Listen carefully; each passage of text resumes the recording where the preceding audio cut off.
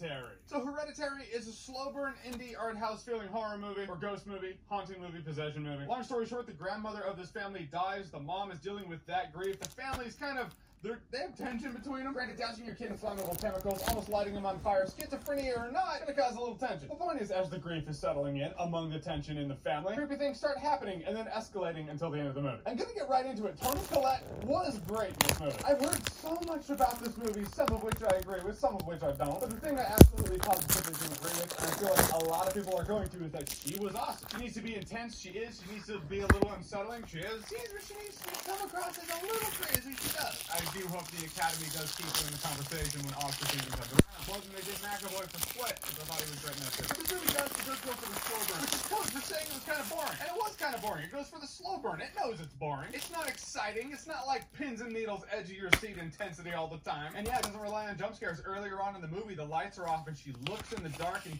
in the darkness you kind of see a shape, and it takes your eyes a moment to adjust, and you're like, oh, that's a figure, that's a person. Moments like that are really creepy to me, and it's psychological warfare at that point. I like it when the movie did that. Most of the movie doesn't boil down to creepy things or seeing things in the dark. Most of the movie boils down to you're hanging out with this family. But I feel like the Borg Collective is like, we're the Borg, we love this movie, and you must too. And I liked it. I just didn't love it. Not as much as I've heard I should. Which is an interesting thing for me to say, since I give this movie all the props in the world for really doing it right. You've heard it 100 times how horror movies are cliche. This movie's not cliche. You've heard it 1.5 million times. That's hyperbole. But the main phrases when people talk about horror movies is that it was predictable and it relied on jump scares. This movie does not rely on jump scares, nor is it predictable, at least for the first half. First half of the movie wasn't predictable. Second half I felt was pretty predictable. I mean, my jaw was dropped on the floor when the girl's having a nut allergy, sticks her head out the window and smacks her head on a pole. I was like, oh, fuck. Because we thought it was going to be creepy little girl doing creepy little girl things in the ghost